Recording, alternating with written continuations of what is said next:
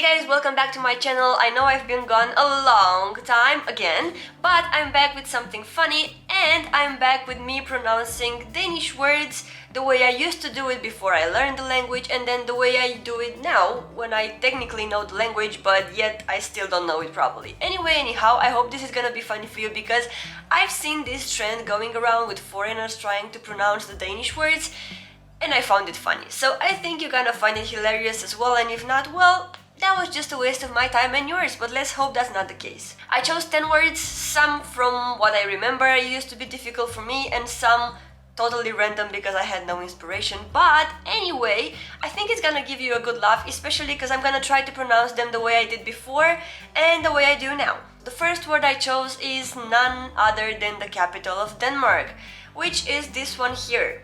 I used to pronounce it København. Yeah, I know it sounds stupid, but if you don't know Danish, you won't ever think about pronouncing it København. Like the Danish Karen would tell me, oh, it's not Copenhagen, it's København. Yeah, don't say København, you might get people angry.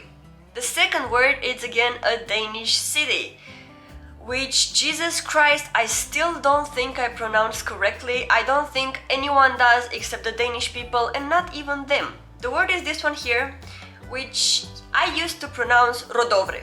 Very Romanian, very Russian, you would say rødovre. But then, if you meet a Danish Karen, she will come to you and she will say, you don't pronounce it like that. You have to say, oh.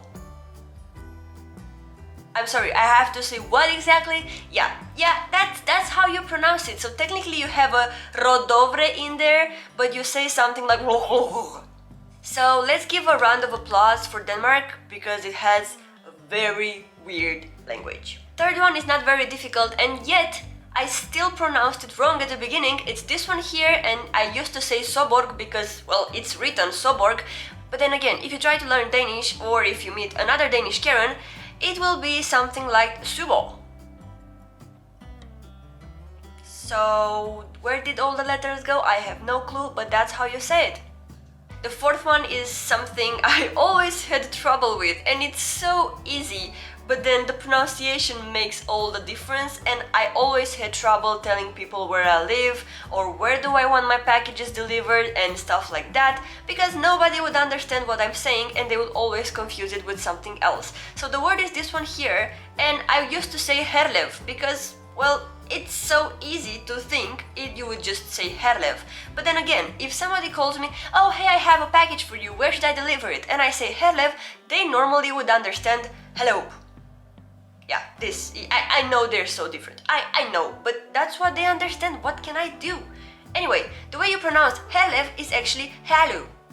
So, yeah, you don't really have an R in there, you don't have a V in there, and yeah, it's something wrong just happening. I have no clue, but that's how you say it. Okay, so let's move on to the thing I am most afraid of, and that's spiders. In Danish, you write spider like this, and even though you write it like this, you have to pronounce it edderkop. Or something like this, like edderkop. The double D is usually an L, but they have a lot of exceptions, so I won't put my hand in fire for that. That's a Romanian saying, sorry, I think it sounds stupid in English, but anyway, I won't bet on it. Let's say that instead.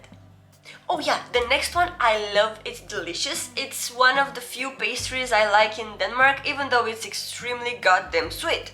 So you might get diabetes from eating 2 in a row, but anyway, they really taste very good, especially if you like cinnamon. We're talking about a cinnamon bun, which you would write like this.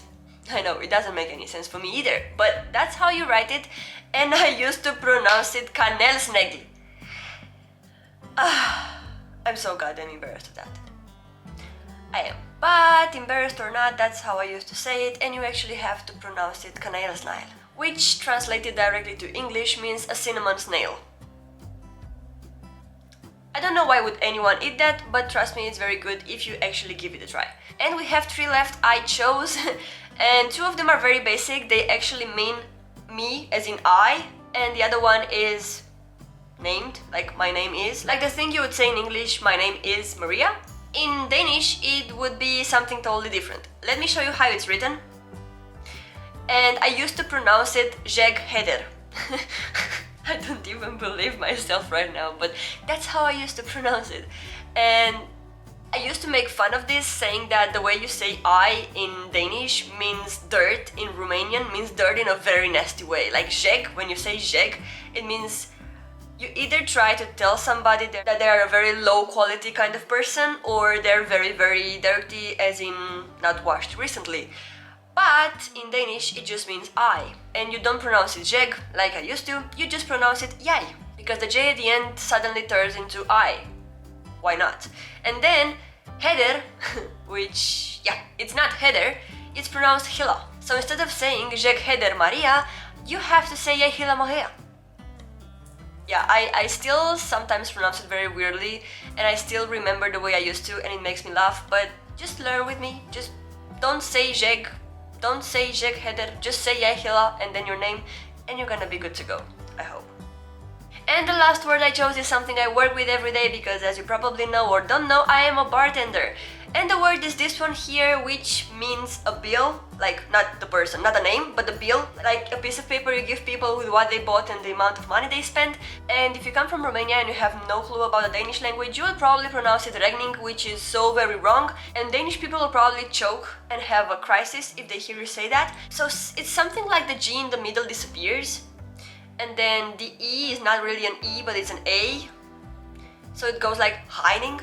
Yeah, and the R, they don't pronounce R like we do in Romania or Russia or Bulgaria or, you know, those countries. They pronounce it I cannot say it, I cannot make it. The only time I can pronounce the Danish R is when I'm very, very sick and my throat is in a lot of pain. I don't know why, but it comes perfectly in that moment. Anyhow, you have to say heining. Like the way I don't say Maria anymore, I have to say Ehla Maria. Yeah, that's who I am right now. So these were the 10 words I chose for today's video. If you like it, consider subscribing, consider liking and maybe commenting in the comment section. And maybe we will make a part 2 eventually if you give me some very good Danish words you think I'm not able to pronounce, and you're probably 100% right. But just leave them in the comments and I'm gonna make a part 2, maybe even a part 3 if I have enough words, and then we can maybe continue this embarrassing series with tongue twisters and something like Hogolmefo, which I know I don't pronounce correctly, but I will give my best shot the next video. Thank you for watching and thank you for being here, even though I've been so not active lately, but I'm really trying to get a hold on it and come back to a normal speed of like maybe 1 video per week. I'm not gonna promise, I'm not gonna say 100% is gonna happen, but I really try, okay? I'm really gonna give my best shot at it. And hopefully I will actually make it work. Anyway, thanks again for watching, thanks for being here after all this time. Don't forget to leave your funny, embarrassing words in the comment section, and please feel free to correct me if I still pronounce them wrongly, because I know I probably do. I won't, you know, argue with that because my Danish is not very good. It's extremely rusty since I finished the Danish school like 10 centuries ago, and I never used it. But anyway, thanks again for watching, thanks for being here, and I will see you with the next video.